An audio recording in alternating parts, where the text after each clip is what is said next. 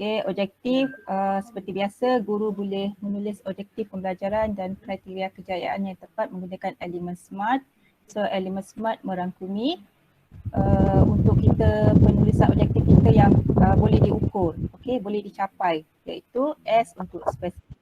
Okay, apa yang kita nak ajar murid pada masa itu kita kena spesifikkan dia. Kalau untuk pendidikan seni visual, okay, seperti biasa kalau teori tu kita nak murid huraikan ataupun boleh terangkan, okay, ataupun boleh senaraikan.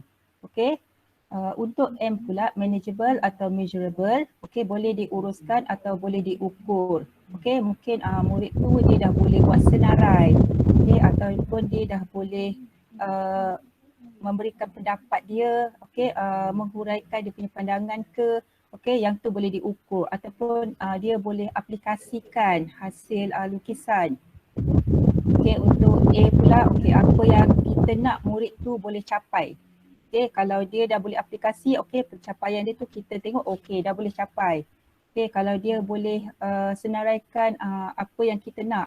Contohnya kalau untuk pakaian tradisional tingkatan 3, okay, kita minta murid senaraikan pakaian bagi kaum Melayu. Okay, senaraikan 5 contoh pakaian kaum Melayu wanita contoh.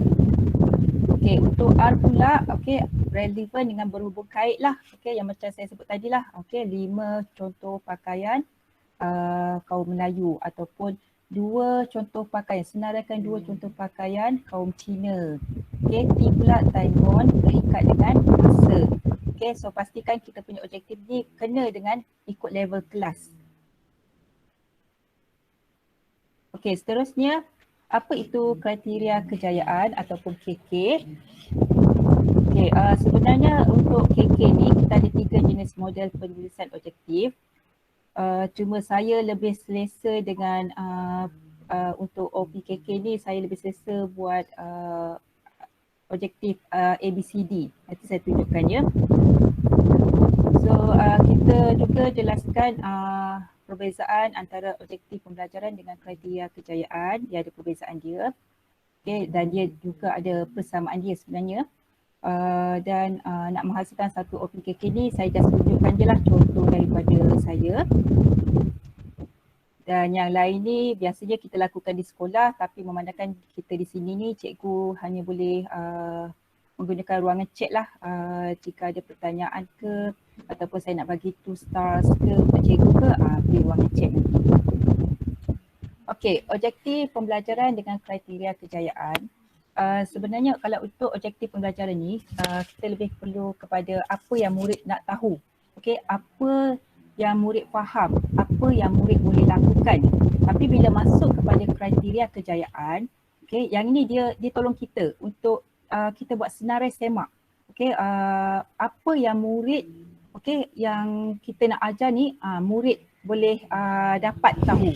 Okey, lagi satu dia bantu kita untuk buat refleksi dan penambahbaikan lah dalam PDPC. So kita boleh nampak adakah kita punya objektif pembelajaran ni budak ni boleh faham ataupun boleh lakukan, tengok pada objektif. Kalau kelas belakang saya biasa letak satu objektif sahaja ataupun saya ikut juga standard pembelajaran tu, tapi dia punya perkara, dia punya attainable dengan achievable ni, apa yang boleh dicapai dengan manageable dengan measurable ni, apa yang boleh diukur tu saya tak letak banyak lah, saya letak satu je. Okay. Kalau kelas depan, contohnya kelas 3A, saya letak 5 apa yang boleh dia capai, apa yang kita boleh ukur untuk murid ni, 5 perkara. Okay, so ini antara beza objektif pembelajaran dengan kriteria kejayaan. So objektif kita nak tengok murid apa yang murid kena tahu, faham dan boleh lakukan. Tapi bila masuk kriteria kejayaan dia macam senarai semak untuk kita. Listkan macam sub-sub topik. Okay, sub-sub perkara yang kita nak. Okay, seterusnya untuk penulisan objektif pembelajaran ada 2 model contoh kat sini. Okay, iaitu objektif tingkah laku meja 1997 dengan objektif kognitif bulan 1997. Okay, tengok macam mana contoh dia . Okey, objektif tingkah laku measure. Okey, dia punya RPH dia mesti kena ada 3 perkara sahaja, okey, iaitu pencapaian, situasi dengan kriteria. Ini contoh matematik lah. So dalam masa 3 minit, murid akan menyelesaikan 9 daripada 10 soalan pendaraban seperti 5 kali 4. Okey, daripada sini kita boleh nampak apa yang dia nak ukur, apa yang dia nak murid tu capai. Okey, so murid mesti dapat jawab 9 daripada 10 soalan. Okey, pendaraban. Nah, contoh dibagi ni 5 kali 4 lah. Ini situasi. Situasi ni kita nak tunjukkan kita guna kaedah apa. Okey, untuk objektif kognitif umum dan spesifik Groenland. Okey, objektif umum ni untuk Groenland pula. Okey, kita boleh nampak kat sini dia banyak sikit lah. Tidak seperti macam objektif major ni. Okey, so dia nak ada letakkan objektif umum, lepas tu spesifikkan dengan hasil tafsir dan menerangkan lah. Macam kita punya PSV ni, kita selain daripada kita menerangkan, murid kita boleh mengaplikasi. So kat sini dia ada umum dulu, murid dapat menyelesaikan soalan pendaraban mudah, tapi dia spesifikkan dua perkara ni, iaitu boleh mendefinisikan makna pendaraban menggunakan perkataan sendiri. Kalau macam kita pun kita boleh untuk PSV boleh mendefinisikan pakaian tradisional. Okay, yang pakaian tradisional di Malaysia. Okay, menggunakan apa kaedah kita nak, apa situasi kita nak. Okay, menggunakan kaedah gallery walk. Okay, tu contoh je lah. Okay, so yang B ni lebih kepada, kalau matematik yang ni contoh ni mengira. Okay, so kalau macam kita budak biasanya buat pembentangan lah, boleh membentangkan hasil pakaian tradisional ikut kaum. Okay. Okay, seterusnya yang ini saya memang tulis untuk RPHTS 25 iaitu ABCD. Okay. So apa itu ABCD? So A untuk audience, behavior, okay, B iaitu tingkah laku. Okay, so audience kita ni adalah murid kita lah. So kita spesifikkan murid tu kelas apa. Kalau kelas 3A tulis kelas murid kelas 3A ataupun murid tingkatan 3A. So behavior, tingkah laku. So kat sini yang inilah untuk kita punya objektif kita. Okay, yang boleh diukur. Okay, mesti spesifikkan dia. So kalau boleh elakkan memahami, menghargai, mengingat. Sebab itu kita tak boleh nak buat ukuran kat situ. Okay. Dan seterusnya condition, syarat. Okay, so syarat ni biasanya adalah situasi. Okay, situasi ataupun kaedah apa yang murid nak guna. Okay, contohnya kalau sini dia cadangkan macam kalkulator, komputer, nota dan lain-lain. Okay, samalah macam pendidikan seni visual. Kita boleh guna kertas lukisan, okay, nota ataupun A4 ataupun kertas A3, okay, ataupun kita boleh guna bahan media cair. Itu salah satu situasi. Ataupun selain daripada itu saya letak juga situasi tu dalam PAK 21. Okay, contohnya gallery walk, okay, ataupun stesen bus, okay, ataupun apa lagi untuk yang hot seat, okay, itu salah satu jugalah situasi boleh kita guna. Okay, degree tu adalah untuk standard atau aras, okay, iaitu kita tengok pencapaian murid ikut had masa lah. Okay, kalau dalam kita kena setkan masa untuk murid, okay, macam dekat katakan dalam kelas untuk sekolah saya satu waktu adalah 35 minit. Okay, so dalam satu waktu tu apa yang kita nak murid buat dan apa yang boleh murid capai. Okay, kalau katakan kita nak murid boleh jawab soalan, kata 10 soalan, so kita berharap dalam 35 minit murid memang boleh jawab 10 soalan ataupun ikut pada level murid. Mungkin dalam kelas tu 5 soalan sahaja.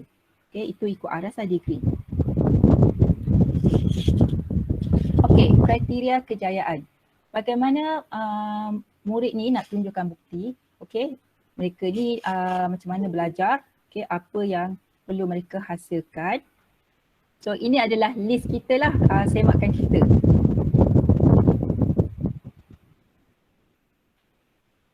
Okay, So kriteria kejayaan yang efektif mesti berkait dengan OP kita, objektif pembelajaran kita.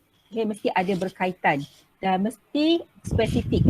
Okay, lebih spesifik lagi. Maksudnya kita kena nyatakan berapa soalan contoh. Ataupun kalau katakan kita buat berkumpulan, kita nak minta 2 hasil lukisan. 2 tu adalah spesifik. Okay, merupakan sokongan berfokus kepada belajar semasa terlibat dalam aktiviti. So digunakan sebagai asas maklum balas sendiri atau kepada rakan sebaya. Ini adalah semasa dalam murid dalam kumpulan, dalam aktiviti berkumpulan lah. So kalau kita minta lukisan tu dihasilkan 2 lukisan dalam 4 orang ahli satu bulan, so mesti dapatlah hasilkan 2 hasil lukisan tersebut. Okay, so mengapa KK ni mesti penting? So satu adalah menambah baik kefahaman murid. Okay, so murid jelas apa yang kita nak, murid faham dan boleh buat. So memberdaya atau empower murid. Okay, menggalakkan pembelajaran sendiri. Lepas tu kita juga boleh dapat maklum balas daripada murid dengan tepat lah.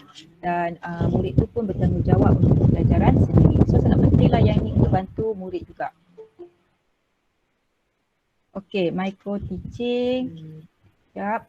Okay, saya tunjukkan yang apa yang perlu ada dalam RPHTS 25 kita. Okay, kita pergi semula ke rancangan RPT kita ni. Okay, saya ambil contoh tingkatan 3 lah sebab tingkatan 3 saya banyak kelas sikit. Kalau macam tingkatan 4 saya satu kelas. Tingkatan 5 kita masih lagi pakai KBSM. Okay, so untuk tingkatan 3 ni, saya dah tandakan dalam kotak. So objektif, kalau kat sini kita boleh nampak lah untuk pakaian tradisional dengan perhiasan diri. Okay, minimum jam dia adalah 2 jam sahaja. Maksudnya macam untuk sekolah saya 2 kali perjumpaan, sedangkan objektif dia kat sini ada 5. Okay, sangat banyak lah. So budak kita nak kena jelaskan, kita nak perihalkan, kita nak banding bezakan masa perjumpaan pertama tu. Okay, so 3 objektif ni adalah untuk perjumpaan kali pertama. Sebab sekolah 1 kali perjumpaan 1 jam. Betul tak? Okay. Okay, so objektif kita dah clear. Ada 3 untuk perjumpaan pertama. Lepas tu untuk standard kandungan, yes, kena ada dalam RPHTS 25. So kalau kita punya objektif ada 3, so standard kandungan kita kena baca lah objektif kita ni mesti jelaskan pakaian tradisional dia, jenis-jenis dia. Lepas tu kita kena perihalkan, maknanya murid ni kena tahulah pengkaji pakaian tradisional ni siapa. Lepas tu murid pula boleh banding beza pula jenis pakaian dengan motif perhiasan diri. So kita baca balik standard untuk kandungan ni. Persepsi seni dalam pakaian tradisional dan perhiasan diri, pemahaman dia. Okey, kat sini pemahaman dia. Dah tengok 1.2. Okey. So eksplorasi maklumat daripada pelbagai sumber bagi pengukuhan terhadap pakaian tradisional dan perhiasan diri. Sebab kita boleh tengok kat sini SP dia ni membanding beza jenis pakaian tradisional mengikut kaum dan etnik. So kat sini kita boleh nampak lah kalau membanding beza, maksudnya dia punya standard kandungan ni sampai 1.2. Okay, untuk perjumpaan yang pertama lah, ni ikut sekolah saya. Saya tak tahulah sekolah lain kalau tingkatan 3 boleh jumpa 2 kali seminggu. Untuk sekolah saya 1 kali seminggu sahaja. Okay, so kat sini kita boleh nampak SP dia 1.1.1 ni okay, menjelaskan, 1.1.2 memperihalkan tokoh, lepas tu 1.1.3 pun dia kena membanding bezakan perhiasan diri ni. So sampai 1.2. Okay. So sini standard pembelajaran, kita ambil juga dan letakkan dalam kita punya RPHTS 25. Dan sama juga kat sini, kalau kita dah ambil sampai 1.2 SK, maksudnya SP pun sampailah 1.2.2. Okay. So untuk aktiviti pula, yes. Okay, kalau ada soalan, nanti cuba letakkan dalam chat. Saya cuba bantulah setakat mana yang boleh saya tolong ya. Okay, saya sambung semula. Cadangan aktiviti. So aktiviti ni adalah aktiviti pilihan. Kalau untuk yang 1.1 ni, kita boleh nampak kat sini tepi cadangan aktiviti sebelah kanan ni. Okay, kat sini dia ada bagi cadangan lah. So nota sini pun kadang-kadang kita boleh masukkan juga kita punya dalam aktiviti nanti untuk RPH kita lah. Okay, kat sini boleh nampak sebelah kiri saya adalah RPH untuk 3H. Sebelah kanan saya RPH untuk 3B. Okay, so untuk 3H ni kalau kita tengok sini SK dengan SP, yes, mesti samalah sebab kita ambil daripada SKP kita, jangan tukar. Okay, kita tak boleh ubah yang tu. Okay, termasuk objektif pembelajaran kita pun jangan tukar, jangan ubah lagi. Okay, dia dalam DSKP. DSKP ni kita punya macam kitab kita lah ni. Okay, so kita tak boleh tukar yang dah disediakan. Okay, cuma kriteria kejayaan ni. Okay, yang ini kita boleh buat ukuran dia lah. Macam mana nak buat ukuran dia. Okay, contohnya sebab tu saya suka buat kotak macam ni. Sebab kita boleh relate antara SK, OP dengan SP. Okay, barulah KK ni kita boleh relate antara tiga-tiga perkara di dalam DSKP kita. So di akhir pembelajaran, tengok dekat kriteria kejayaan. So murid tingkatan 3H, ni kita kena letak sebagai audience, dapat menjelaskan, mengklasifikasikan, membanding beza dan menginterpretasikan. Okay, kat mana saya ambil ni? Okay, tengok kat SP sebelah kiri. Menjelaskan, memperihalkan, mengklasifikasikan. Saya ambil 3 ni. Okay, sebagai behavior. Okay, supaya murid ni dia boleh tahulah apa yang dia nak kena tahu, apa yang dia nak kena faham. Okay, dan seterusnya sekurang-kurangnya satu jenis pakaian tradisional serta motif perhiasan diri mengikut kaum dan etnik di Malaysia. Ini arasah, okay, degree untuk murid kelas paling belakang sekali, kelas 3H. Okay, menggunakan kaedah peta pemikiran, condition. Okay, inilah kita punya situasi kita. Okay, so saya guna kaedah peta pemikiran. Okay, dan lagi satu, saya tambah lagi behavior memperihalkan satu sumbangan tokoh budaya yang mengkaji pakaian tradisional, okay, sebagai kita punya aras. Satu je, murid kelas belakang boleh dapat tahulah sekurang-kurangnya satu, menggunakan kaedah sharing pula.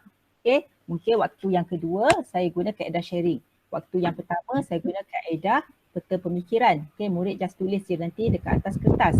Okay, so kaedah sharing ni murid boleh buat pembentangan di dalam kumpulan bertiga. Okay, so daripada sini tengok kat kelas 3B sama je. Cuma saya tukarkan dia punya pengukur dia je. Okay, macam kat kelas 3B ni behavior sama tapi sekurang-kurangnya 5 jenis pakaian tradisional sebab dia kelas depan kan. Jadi dia mesti belajar cepat sikit. Okay, so yang ini pengukuran kita boleh nampak bezanya antara kelas belakang dengan kelas paling depan. Dia senang je sebenarnya kalau buat TS25 ni untuk objektif ABCD. Okay, so kita boleh nampak jelas dan clear. Okay, berbanding dengan objektif yang major ataupun Brownland tu susah sikit lah. Jadi kita guna macam ni lebih jelas untuk kita dan kita pun boleh pastikan murid belajar apa sebenarnya. Okay, so murid kena belajar, dia kena tahu jenis pakaian tradisional dengan motif dia sendiri dan dia kena tahu siapakah tokoh untuk pakaian tradisional tersebut. Okay, so kalau macam kelas 3B ni dia kena tahu dua-dua orang tu lah tokoh pengkaji yang dalam teks tu. Okay, aktiviti utama.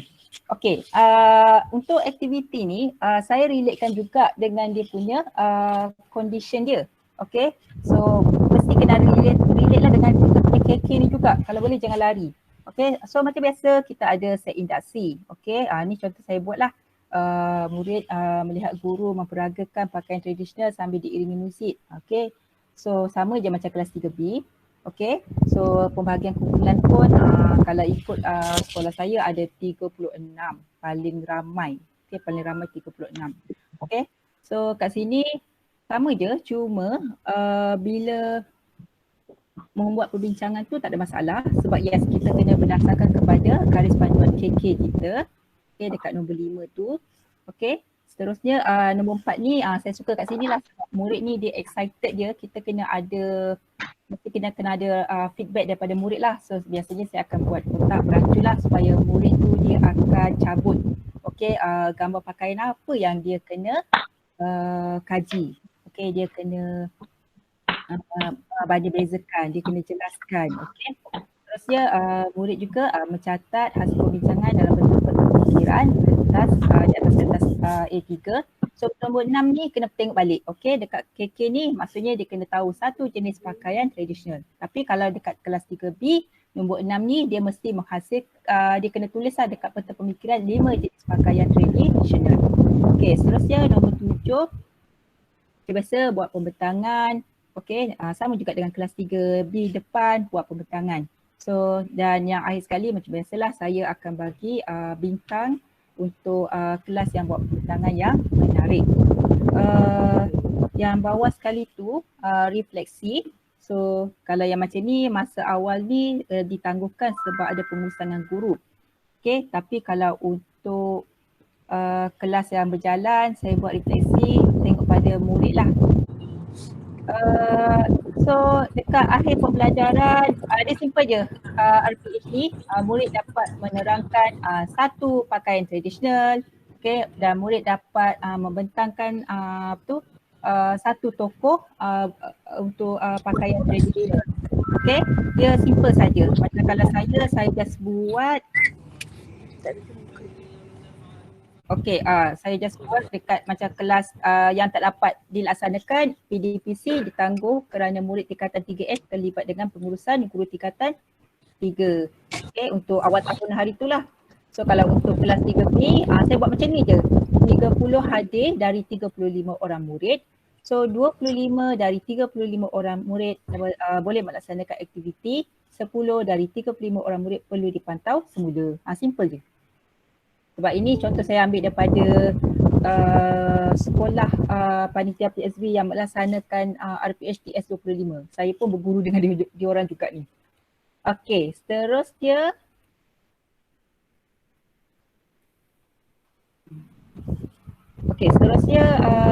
so objektif ni untuk menerangkan pembelajaran, bukan tugasan ya. Okey, untuk menerangkan pembelajaran saja, bukan tugasan. So kena ingat yang itulah. So kita kena mesti analisiskan dia, okay, describekan dia, okay, skills budak pun kita boleh tengok juga, okay. So untuk menerangkan pembelajaran, bukan tugasan. Okay, so KK dengan OP, perbezaan untuk KK dengan OP. So boleh faham tak apa itu kriteria kejayaan? Boleh type dekat chat. Boleh faham tak apa itu kriteria kejayaan? Saya nak tengok respon guru dulu. Mencapai objektif. Okey, Cikgu Ramla. Okey, bagus.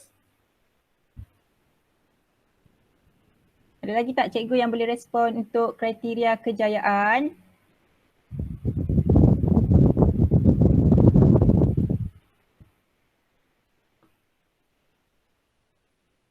Okey, so fokus pada untuk kejayaan murid, okey, untuk capai objektif pembelajaran kita lah.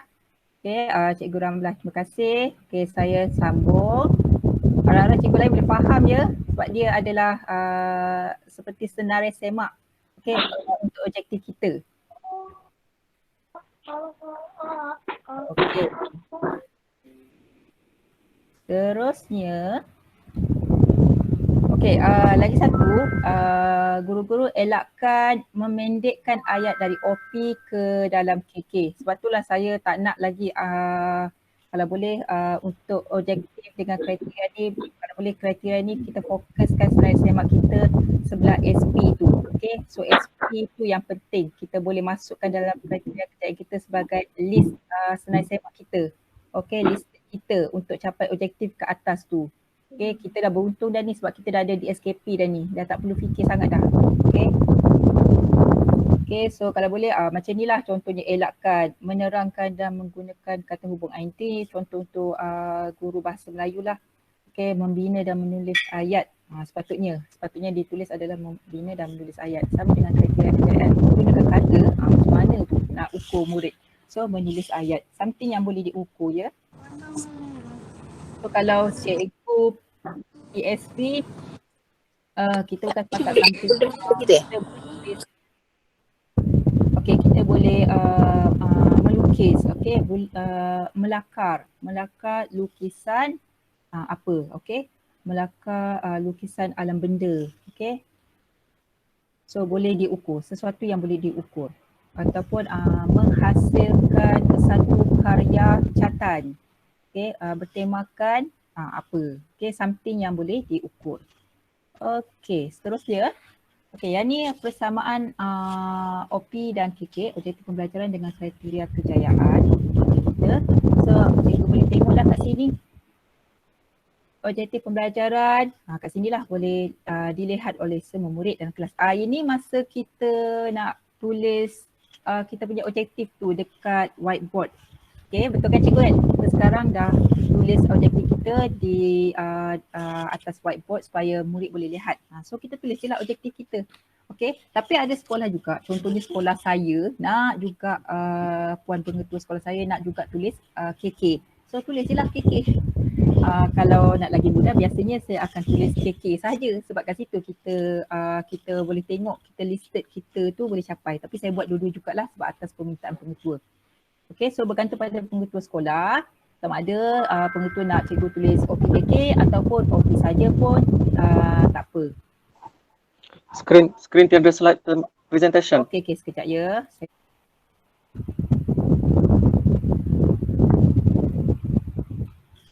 Okay, dah ada ke? Nampak ke?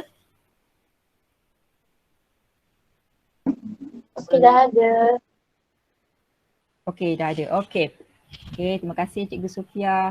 Okay, thank you Cikgu Hasliza. Okay, saya ulang balik semula persamaan OPKK. So, objektif pembelajaran ni, okay, cikgu sepatutnya tulis dekat whiteboard lah. So, boleh dilihat semua kelas. Okay, lepas tu bahasa macam biasa, mudah dipahami murid. Dan sebelum kita mengajar tu, kita kena maklum kepada murid lah apa hari ni objektif pembelajaran kita. Okay, sebelum kita mengajar supaya murid boleh faham. So sentiasa kita kena sentiasa beringatlah rujuk pada objektif tu sepanjang PDPC kita. So kriteria kejayaan ni ini bergantung kepada murid tu. Kalau pengetua sekolah nak kita tulis KK juga, kita tulislah. So kita ada objektif dengan KK. Tapi biasanya kalau untuk saya, sekolah saya memang pengetua galakkan tulislah dua-dua. Tapi ada setengah sekolah dia just tulis OP saja. Cuma KK tu kita ada simpanan kita lah untuk guideline kita. Apa yang murid untuk senang semak kita supaya murid apa yang difaham ya. Okay. So boleh dilihat.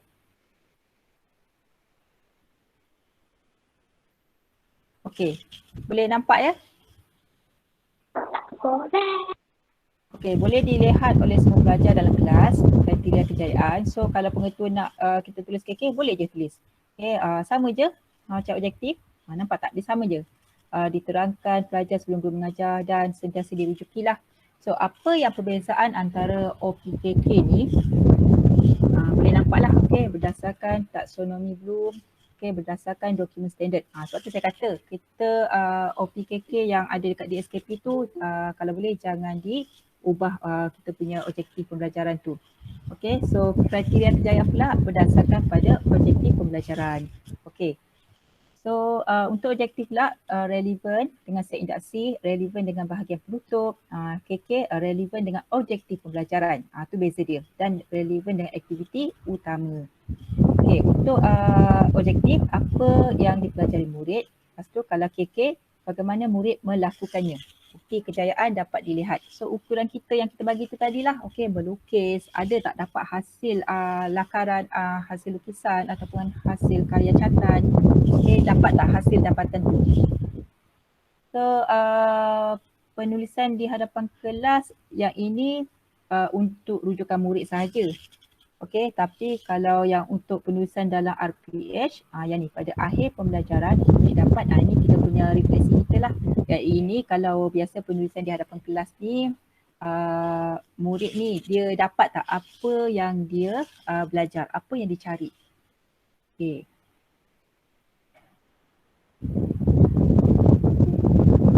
Okey, saya rasa habis sampai sini. Okey, cuma saya nak tunjuk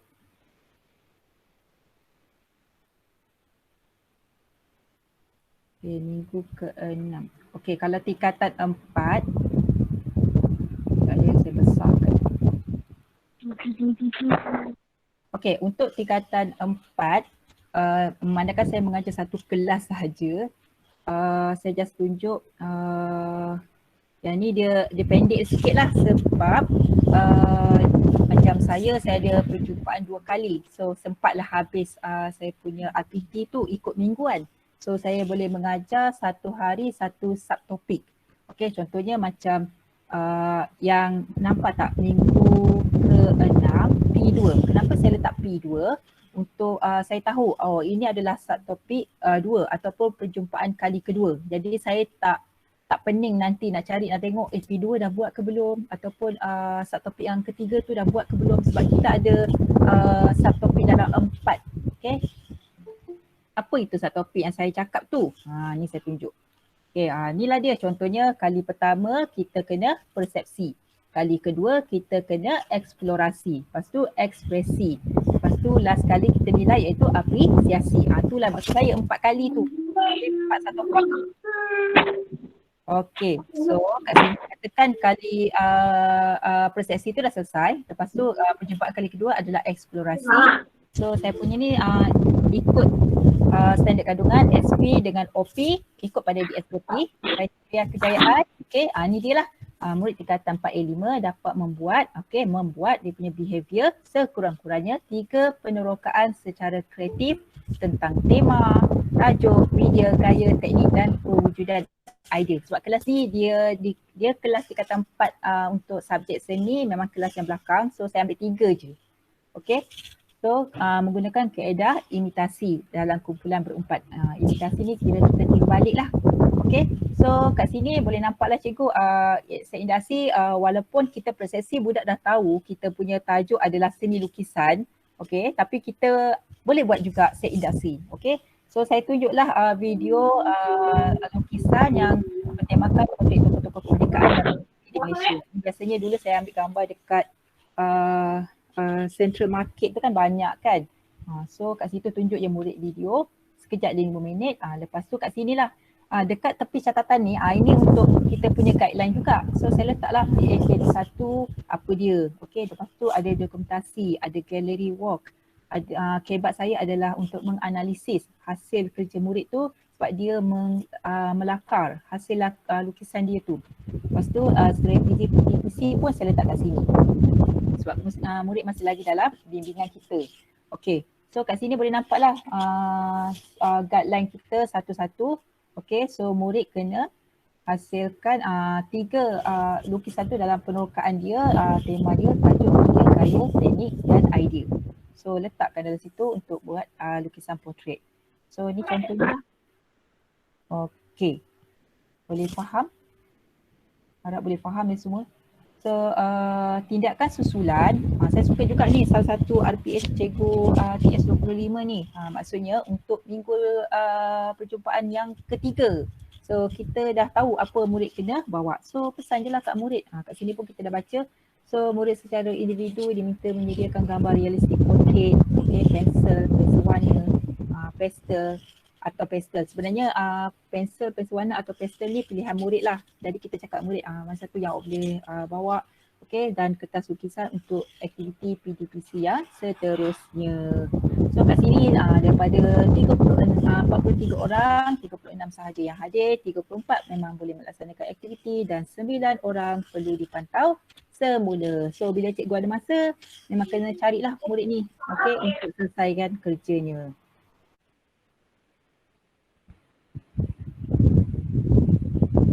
Nanti saya cuba share rekod kita dalam Telegram.